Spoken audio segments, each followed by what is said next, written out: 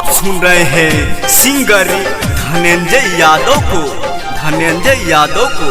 कवन बसेरा उड़ी चली रे चिड़ैया, कवन बसेरा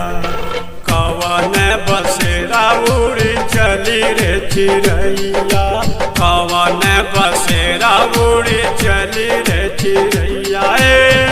नया है नगर अनजानी सी डगर, कोई रोक न ले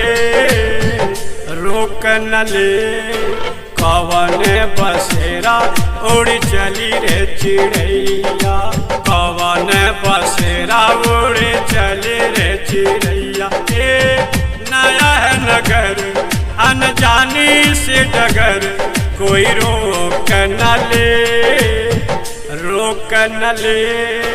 कवन बसेरा उड़ी चली रे चिड़ैया, कवन बसेरा।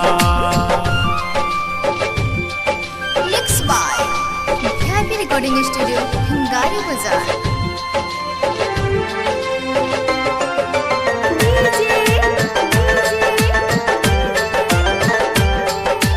आदेश राज दुलारपुर बैरागी टोला।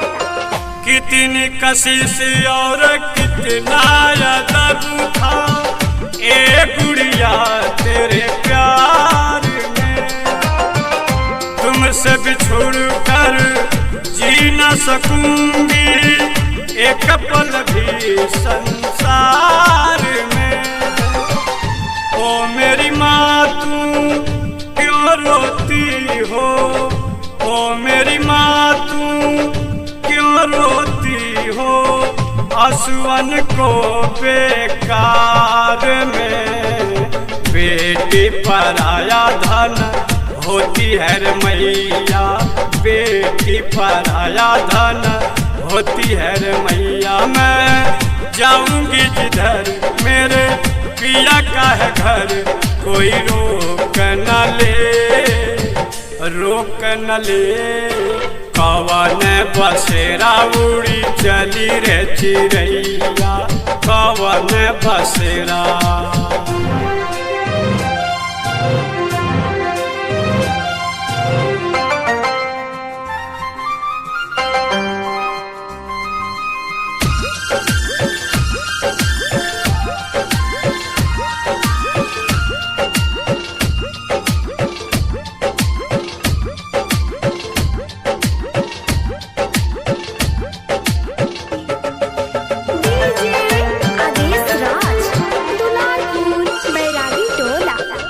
मैंने ही तुमको चलना सिखाया, थाम के तेरा हाथ रे, कवन छलिया से लागी सनहिया, छोड़ के चले दी साथ रे। प्रीतम के पावन चरणों में, प्रीतम के वन चरणों में आज झुकेगी माथ रे। जन्म जन्म से जिसकी बंवरिया, जन्म जन्म से जिसकी बंवरिया। रे सुन रे बहन आज आए हैं सजन, कोई रोक न ले कवन बसेरा उड़ी चली रे चिड़ैया, कवन बसेरा उड़ी चली रे चिड़ैया। नया है नगर अनजानी सी डगर, कोई रोक न ले कवन बसेरा उड़ी चली रे चिड़ैया, कवन बसेरा।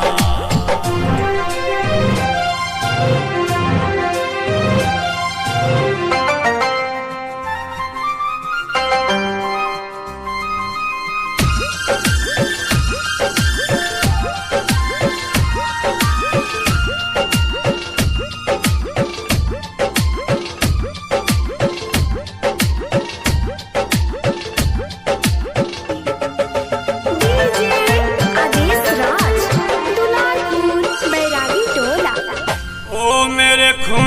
की सींची कली तू जाउड़ के इसे बाग से, दोनों कुल की निर्मल चादर तू ही बचाना दाग से।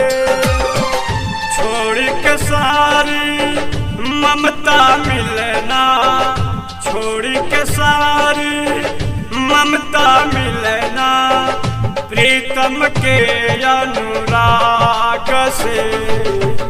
यादों से लगाना कर जोड़ी के सनैया, यादों से लगाना कर जोड़ी के सनैया। जा जल्दी चल जा फिर लौट के आजा, कोई रोक न ले, रोक न ले। पवन पसेरा उड़ी चली रे चिड़ैया, पवन पसेरा उड़ी चली रे चिड़ैया। नया है नगर अनजानी से डगर, कोई रोक न ले, रोक न ले। पवन पसेरा उड़ी चली रे चिड़ैया, पवन पसेरा।